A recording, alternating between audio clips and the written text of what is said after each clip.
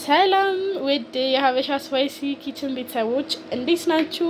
እኔ ያለው ዛሬ እንግዲህ በሌላ ቪዲዮ ተመልሼ መጥቻለሁ። እንግዲህ እህታችሁ ሁሌ ቁርስ በመስራት ነው የምታወቀው። ቁርስ ነው ዛሬ ይዤ የመጣሁት። ለአብዛኞቻችን አዲስ አይደለም እና እኔ ቤት ውስጥ እንዴት እንደምሰራው ላሳያችሁ ነው። አብረን ሼር እንድንደራረግ እና ዛሬ ልሰራው ያሰብኩት ፉል ነው። ፉል ለመስራት ይችን ሽንኩርት ከትፍ ያለው ያው ይመስለኛል የበዛ ይመስለኛል፣ ግን ይሁን በዛ ያለ ስለምሰራ ይችን ሽንኩርት ከትፍ ያለው ቲማቲም ሁልጊዜ ነው ፈጭቼ ነው ማስቀምጠው። የተፈጨ ቲማቲም አለኝ። ይሄው እዚህ ጋር አገንፍየዋለሁ እንትኑን ፉሉን ወይም ደግሞ ባቄላውን አገንፍየዋለሁ። ይሄ ቆርቆሮ የሚሸጠው ስላለቀብኝ ነው ይሄኛውን ያገነፈልኩትኝ። እዚህ ጋር ትንሽ ዘይት አድርጌያለሁ። ሽንኩርቴን ጠብሼ ቲማቲሜን ጠብሼ አንድ ላይ ያለውን ውጤት ደግሞ ወይም ደግሞ የሚቀጥለውን ሂደት ደግሞ አብሬ ይዤ እመጣለሁ። ስምንት አትሄዱ። ያው እንግዲህ እንደምታዩት እንደዚህ ጠብሼዋለሁ። በርበሬ ያደረኩበት አይመስልማ። ትንሽ ጥንጥዬ በማንኪያ ጫፍ በርበሬ አድርጌበታለሁ።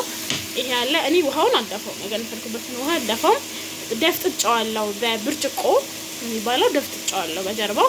አብዛኛው አንዳንድ ሰው ሊፈጭው ይችላል። ሲፈጭ ግን የሆነ ላም ሚልና የሆነ የልጆች ምግብ ነው የሚመስለው።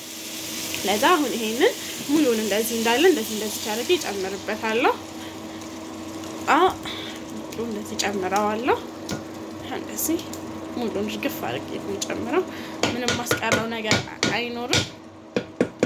ማማሰያው ላይ ነው የምመታው፣ ድስቱ ላይ አይደለም። እንደዚህ ጨምረዋለሁ። ይሄን እንደዚህ አማስለዋለሁ። በደንብ አደባልቄ አማስለዋለሁ ማለት ነው። በደንብ አደባልቀዋለሁ። ከዛ ይሄ ሲንተከተክ ጨው እና ማጂ እጨምራለሁ ማለት ነው።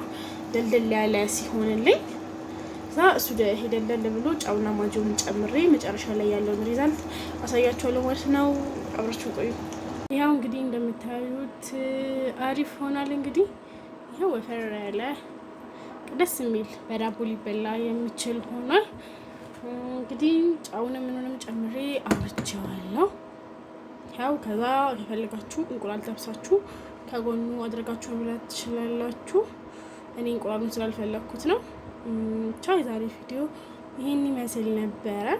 ወደራችሁት ላይክ ሼር እያደረጋችሁ እንዲሁም ለማበረታታት ምልክቱን እያጫናችሁ አበረታቱን። ሀሳብ አስተያየት ካላችሁ ኮሜንታችን ክፍት ነው። እንግዲህ የዛሬ ቪዲዮ ይሄን ይመስላል። አመሰግናለሁ።